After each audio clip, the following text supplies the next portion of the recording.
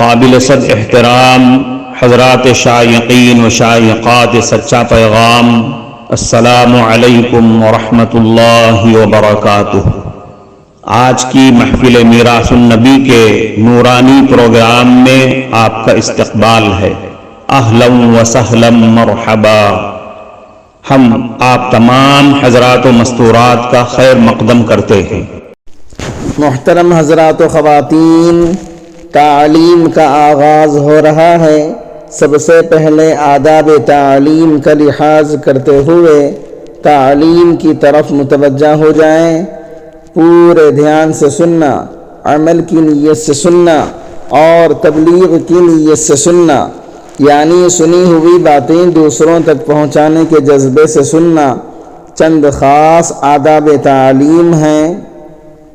امید ہے کہ آپ حضرات ان آداب کا ضرور خیال رکھیں گے۔ جزاکم اللہ۔ بسم اللہ الرحمن الرحیم۔ تحیۃ الوضو۔ وضو خواہ کسی مقصد کے لیے کیا جائے، اس کے فوراً بعد 2 رکعتیں تحیۃ الوضو کی نیت سے پڑھنا بہت فضیلت کا حامل ہے۔ حضرت عقبہ ابن عامر رضی اللہ عنہ سے روایت ہے کہ حضرت صلی اللہ علیہ وسلم نے ارشاد فرمایا کہ جو شخص وضو کرے اور اچھی طرح وضو کرے اور 2 رکعتیں اس طرح پڑھے کہ اس کا چہرہ بھی اور دل بھی اللہ تعالیٰ کی طرف متوجہ ہو تو اس کے لیے جنت لازم ہو جاتی ہے۔ حضرت ابو ہریرہ رضی اللہ عنہ روایت کرتے ہیں کہ حضرت صلی اللہ علیہ وسلم نے حضرت بلال رضی اللہ عنہ سے فرمایا کہ مجھے اپنا وہ عمل بتاؤ جس سے تمہیں سب سے زیادہ ثواب کی امید ہو، کیونکہ میں نے معراج کے موقع پر جنت میں اپنے سامنے تمہارے قدموں کی آہٹ سنی ہے۔ حضرت بلال رضی اللہ عنہ نے عرض کیا، مجھے اپنے جس عمل سے سب سے زیادہ اللہ تعالیٰ کی رحمت کی امید ہے وہ یہ ہے کہ میں نے دن یا رات کے جس وقت میں بھی کبھی وضو کیا تو اس وضو سے جتنی توفیق ہوئی نماز ضرور پڑھی ہے۔ تحیۃ المسجد۔ اسی طرح یہ بھی مستحب ہے کہ جب کبھی کوئی مسجد میں داخل ہو جائے تو تحیۃ المسجد کی نیت سے 2 رکعتیں پڑھ لیں۔ حضرت صلی اللہ علیہ وسلم کا ارشاد ہے، جب تم میں سے کوئی آدمی مسجد میں آئے تو اسے چاہیے کہ 2 رکعتیں نماز پڑھ لے۔ اس میں بھی اصل تو یہی ہے کہ 2 رکعتیں تحیۃ المسجد کی نیت سے مستقل طور پر پڑھی جائیں، لیکن اگر فرض یا سنت کا وقت ہے اور اسی فرض یا سنت میں تحیۃ المسجد کی نیت کر لی جائے تو اللہ تعالیٰ کی رحمت سے امید ہے کہ انشاءاللہ اس نیت کی برکت سے انسان تحیۃ المسجد کے ثواب سے محروم نہیں رہے گا۔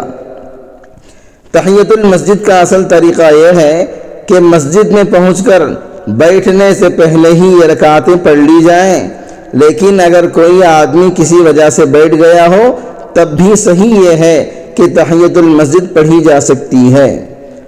اور اگر وقت اتنا تنگ ہو کہ تحیۃ المسجد پڑھنے کا موقع نہ ہو تو کم از کم یہ کلمہ پڑھ لے، سبحان اللہ والحمد للہ ولا الہ الا اللہ واللہ اکبر ولا حول ولا قوة الا باللہ العلی العظیم۔